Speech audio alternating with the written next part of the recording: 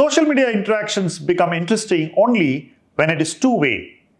You must get a fair chance to interact with the person you follow or the person whose videos you watch. I have started this new initiative, Ask Milestones to Wealth Anything, AMA in short, through which all of you can stay in touch, ask me questions you like to ask, clear your doubts on personal finance, learn more about Milestones to Wealth and about our PMS products, and stay connected. So, this brings us closer. I am able to be closer to you, to help you in whatever way I can. You feel closer by asking whatever you wish to, and we grow together, helping each other along the way. So fill in this form and stay connected through Ask Milestones to Wealth Anything. Being strict with valuations. In a rising market, everybody wants to participate. Stocks are going up every day. If you postpone buying a stock by a day and you want to buy it the next day, you need to pay more. So if you missed a few days, you need to pay a lot more. And with every passing day, the fear of missing out only keeps increasing for you because you haven't bought the stock you wanted to buy, but everybody around you already owns it. You can't digest the fact that the simple act of postponing your purchase, waiting for a better price, has left you completely out of the trade. And then what happens? One day, it becomes too difficult to handle, so you end up paying 20, 30, 40% more and just buying the stock because you think that if you don't buy it on that day, you're never going to buy it.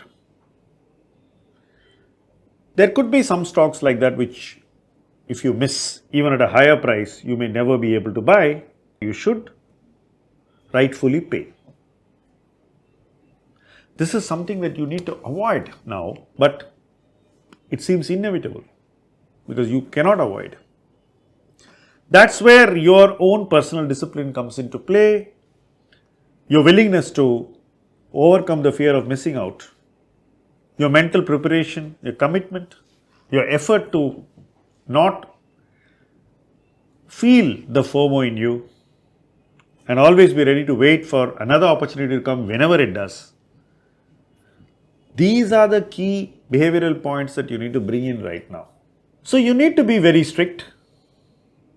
You need to know how far you would move in valuation. Let's say I want to buy a stock at 180.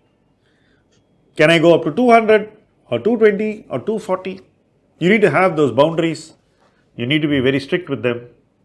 And you need to set them logically, not emotionally. The boundary or the price to which you are willing to go tells you a certain valuation which has to have a basis. So the valuation is fixed by you based on what you think is the fair value for the business which you can pay so that later you make a profit. This will ensure that you are strict with valuations, but at the same time sensible. You will be able to buy what you want when the stock comes into your zone of comfort in valuations.